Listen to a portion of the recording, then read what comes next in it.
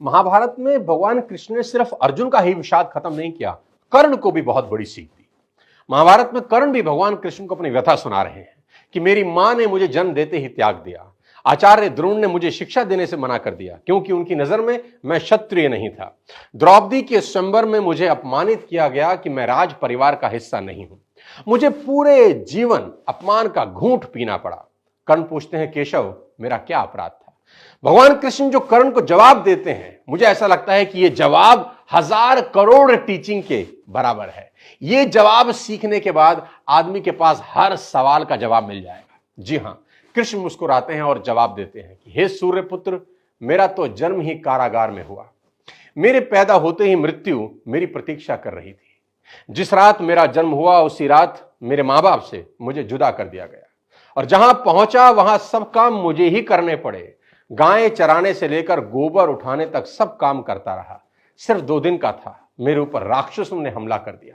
मुझे बारंबार जान से मारने की कोशिश की गई। मेरा अपना सगा मामा मेरी जान का दुश्मन था।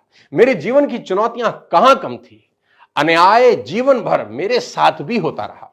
कृष्ण कर्ण को समझाते हुए बड़ी बात कह रहे हैं जो हमें सीखने की जरूरत है कि जीवन में आपका अपमान होता है, यह इंपॉर्टेंट नहीं है। इंपॉर्टेंट यह है आप उस अपमान का जवाब कैसे देते हैं। कर्ण जीवन भर अपने अतीत की कड़वाहट से भरे रहे, पर कृष्ण कभी अपने अतीत पर आरोप नहीं लगाते।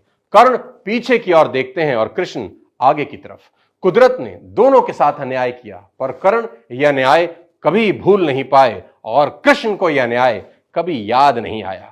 एक ने अपने आप को क्रोध के विष से भर लिया और हीन भावना से भर लिया, और दूसरे ने स्वीकृति के अमृत से। दोनों में अगर कोई अंतर था तो वो एक्सेप्टेंस का था। कृष्ण ने हंसकर अपनी नियति स्वीकार कर ली और कर्ण कभी अपनी नियति स्वीकार नहीं कर सके, और परिणाम में कर्ण अधर्म के पक्ष में लड़ते हुए अकाल मृत्यु को प्राप्त हुए।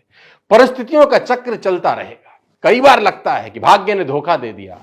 ये चुनाव हम पर है कि हम कर्ण की तरह रोएं या कृष्ण की तरह जीवन को उत्सव में बदल दें। जीवन में रोने के लिए नहीं, हंसने के कारण ढूंढने हैं, क्योंकि जीवन तो भगवान का भी कहां सरल था। जीवन है तो समस्या होगी ही, समस्या है तो हल भी